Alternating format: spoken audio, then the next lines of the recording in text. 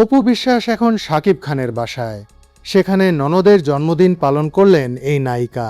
এ বিষয়ে অপু বলেন, যে ওই দিনকে হচ্ছে ওর ফুফাতো ভাইয়ের মেয়ের বার্থডে। হ্যাঁ, ওর ফুফাতো ভাইয়ের মেয়ের বার্থডে।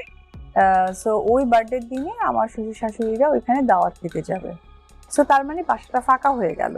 তো ওর যে চাচাতো ভাই আর আমার যে উকিল বাবা।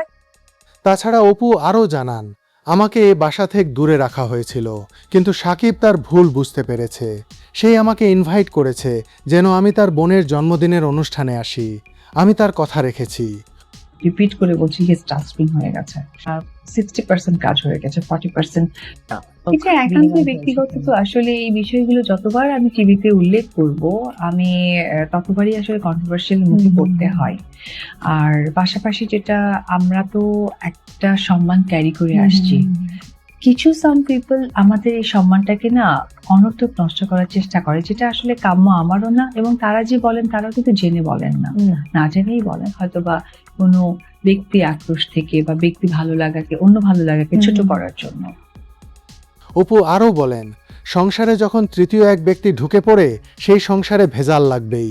বুবলি আমার জন্য যে পরিস্থিতি সৃষ্টি করেছে, এর জন্য সে কিন্তু এখন পস্তাবে। সাকিব আমার জন্য সব করতে পারে। হ্যাঁ, জয়ের স্কুল থাকায় সে আসতে পারে নাই, তবে আমি আমার পরিবারের অনুষ্ঠানে এসেছি। এ বিষয়ে অপু আরও বলেন, তো সেই জায়গা থেকেই বলবো, এটা একটা সার্টেন টাইম থেকে স্টার্ট হয়েছে, যেটা আমি স্পেশালি বলেছিলাম যে 2016 থেকে। এবং আমি ডাস্টবিনটা এখন আবারও রিপিট করে বলছি, ইয়েস, ডাস্টবিন হয়ে গেছে।